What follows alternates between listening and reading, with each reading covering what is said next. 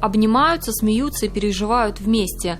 С виду почти дети, если не знать, что это и есть те самые спортсмены, которых ждала Казань еще с прошлого года.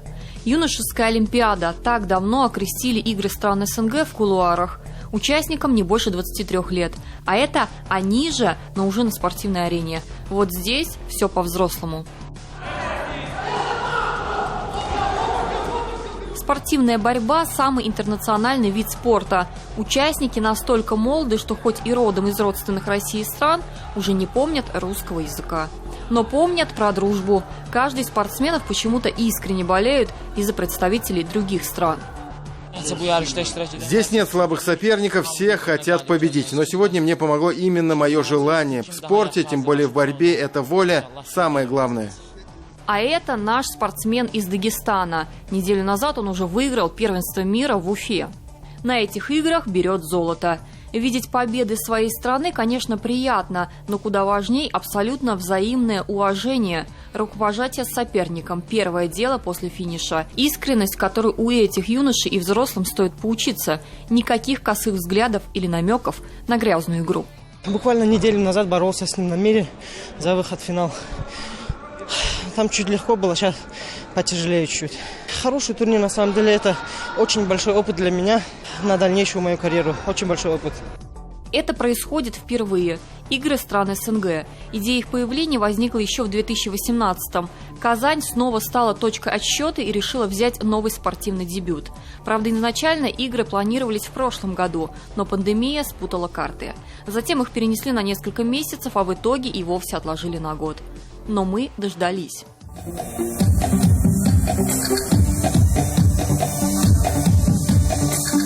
Открытие начинается вот с такого своеобразного многонационального парада участников. Это шествие традиционное. Правда, традиционным оно является лишь для Олимпиады и других крупных спортивных игр. Но теперь, вероятно, станет традицией и для игр стран СНГ.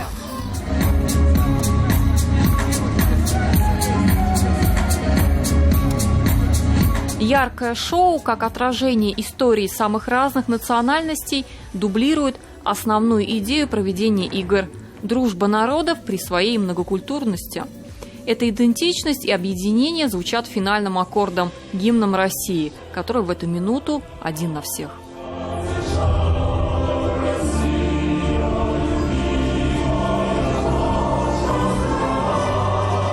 Я уверен, что Казань вам понравится.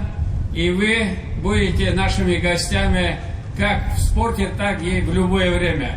Мы сделаем все, чтобы ваше пребывание было здесь и комфортным, и успешным.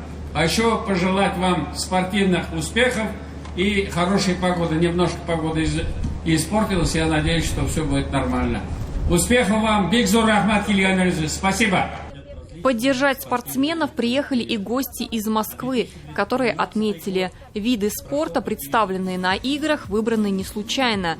Их утверждали на международном уровне, благодаря чему получился симбиоз олимпийских видов спорта и национальных. Воспринимаем этот турнир как не только состязательную и спортивную часть, но и как большой культурный обмен опытом. Я думаю, что хорошее знаковое событие получится для всех. Это игры молодые и по составу, и они первые. Я думаю, что прекрасное впечатление получат зрители. Очень много сделано, чтобы ваше здесь пребывание было комфортным, чтобы были показаны высокие результаты. Наверное, нет сильнее в мире и объединяющей идеологии, чем спорт.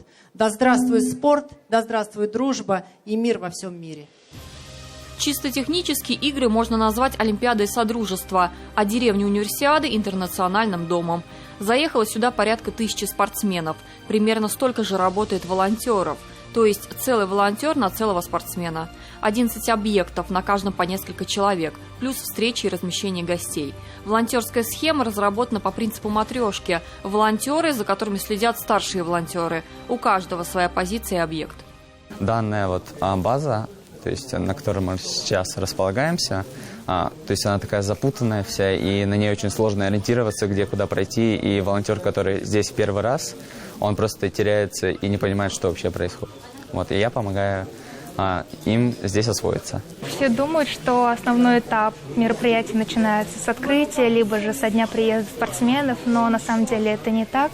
Все начинается задолго, дней за 10 минимум, это точно, потому что надо привезти все оборудование на объекты, надо привезти всю униформу. И фактически с нас и начинается основное мероприятие. Игры начинаются с волонтеров, но главными на них остаются спортсмены и зрители.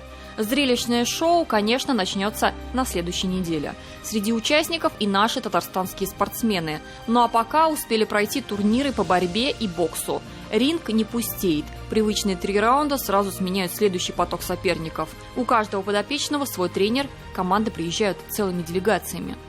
Мы все бывшие Советский Союз, это одно государство было одно время. Вот это игры сейчас создали, это я лично рад, что мы с другим государством не теряем общение, вот так, спортивные качества. Ну, конечно, это юношеский бокс, это надо развивать, это наше будущее. Среди них, мы не знаем, может, среди них сейчас боксируют, это будущие олимпийские чемпионы. Когда-то, да, проводилось соревнования юношеские, да, спартакиада тогда была. А сейчас это первые игры СНГ. Это международные, так можно сказать, что все народы будут вместе. Первое значение, по-моему, это. Впечатления большие, об организации хорошая, да. Казань отличная. У них еще будет время познакомиться с городом. Развитие самых зрелищных соревнований, борьба на поясах, гимнастика и стендовая стрельба развернутся с понедельника. По итогам первых дней россияне оказались на первом месте в медальном зачете. Наши спортсмены завоевали 19 золотых, 4 серебряные и 6 бронзовых наград. Всего 29. Но ситуация может измениться, поэтому остается внимательно следить за спортсменами, ведь многих из них мы действительно скоро увидим на взрослых играх. Диляра Юсупова, Андрей Мохов, 7 дней.